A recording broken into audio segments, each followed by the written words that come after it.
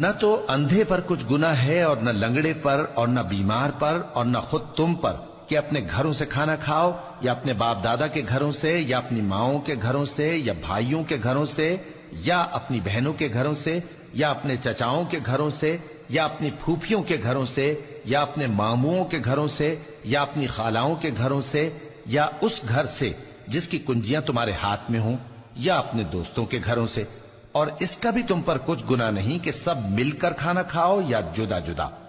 پھر جب گھروں میں جایا کرو تو اپنے گھر والوں کو سلام کیا کرو، یہ اللہ کی طرف سے مبارک اور پاکیزہ تحفہ ہے۔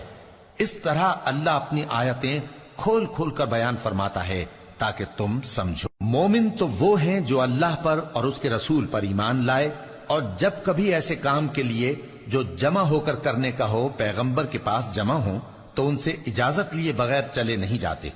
اے پیغمبر